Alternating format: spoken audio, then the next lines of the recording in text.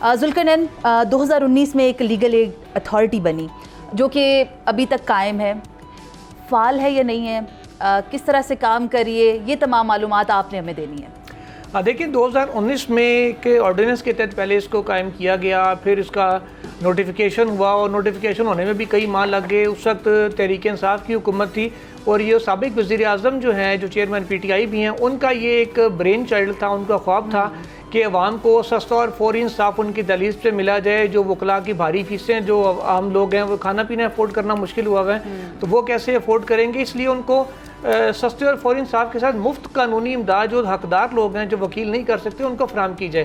اس کے لیے پوری ایک اتھارٹی قائم کی گئی تھی باقاعدہ لیجسلیشن کر کے۔ پہلے آرڈیننس بنا، پھر وہ ایکٹ بن گیا، ایکٹ کو پارلیمنٹ نے منظور دے دیا دونوں ہاؤسز سے۔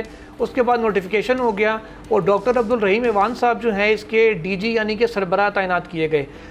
اس کے بعد طویل عرصے تک تقریباً 1-1.5 سال تک تو اس کے رولز ہی نہیں بنے تھے جن رولز کے تحت اس نے کام کرنا ہے۔ اور جب ادارہ فعال ہی نہیں تھا، عملہ ان کو سمجھ لے کہ کرائے پہ ملا تھا۔ کرائے پہ کیسے ملا تھا کہ وزارت انسانی حقوق کی بلڈنگ میں شہید ملت سیکریٹریٹ میں 10ویں فلور پہ جا کے ان کو ایک 2-3 کمروں کا آفس دے دیا گیا، کیونکہ پرائم منسٹر کا وہ تھا انیشیٹو کہ یار یہ کرنا ہے ہر صورت میں۔ ان کو ایک کمرہ چھوٹا سا مل گیا، وہاں پہ ڈاکٹر صاحب نے اپنی سٹنگ رکھی، کوئی 1-2 کنسلٹنٹس کو ذاتی طور پہ، کیونکہ وہ اچھے لائر بھی ہیں، انگلینڈ میں جو ہے نا لا یونیورسٹی میں پڑھاتے بھی رہے ہیں، اپنے تعلق پہ انہوں نے کچھ لوگوں کو بلایا، ان سے مشاورت کر کے کام شروع کیا۔ عملہ جو تھا وہ وزارت انسانی حقوق کا ہی ان کو ملا کہ یار فی الحال آپ گزارا کریں، اپنا سٹاف بھی نہیں تھا۔ اور ڈاکٹر صاحب کے پاس جہاں تک مجھے یاد پڑتا ہے کہ کچھ عرصہ پہلے تک تو گاڑی بھی نہیں تھی، نہ سیکریٹریٹ تھا، نہ فیول تھا، نہ کوئی بجٹ تھا۔ اچھا، نہ پی ٹی آئی کے 2 جو ادوار تھے ان میں کوئی بجٹ اس کے لیے منظور ہوا۔ خواجہ سعد رفیق صاحب قومی اسمبلی میں ملے، ہم لوگ قومی اسمبلی کی قائمہ کمیٹی کے باہر رحیم ایوان صاحب سے ان کی بات چیت ہوئی تھی۔ انہوں نے کہا کہ ڈاکٹر صاحب کو، ڈاکٹر صاحب آپ یہ بڑا ایک کہہ لیں کہ نیکی کا کام کر رہے ہیں، صدقہ جاریہ ہے لوگوں کو، آپ جو مخیر حضرات ہیں ان سے میں بھی آپ کا رابطہ کرواؤں گا، اور جیلوں میں جو لوگ افراد ہیں جو جرمانہ نہ دینے کی وجہ سے خالی چند ہزار روپے دے کے نہیں ہیں، ہاں جی، ان کو رہا کرانے کا بھی کام کریں۔ یہ بہت نیکی کا کام ہے، یہ اجر اس کا آپ کو بھی ملے گا، ہمیں بھی ملے گا، اس میں کوئی پولیٹکس نہیں ہے۔ آلدو کہ خواجہ صاحب اس وقت اپوزیشن میں تھے، انہوں نے کہا تھا میں آپ کا ساتھ دوں گا اس معاملے میں۔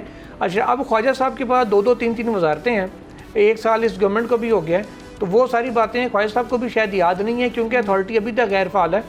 تو ہاں یہ سارا معاملہ ہے، وہ جو انہوں نے نیلم وہ کیس کس رولز کے تحت وہ کسی کے حوالے کریں گے، اس کو جس وکیل کو کریں گے، انہوں نے تو پیسے دینے ہیں نا۔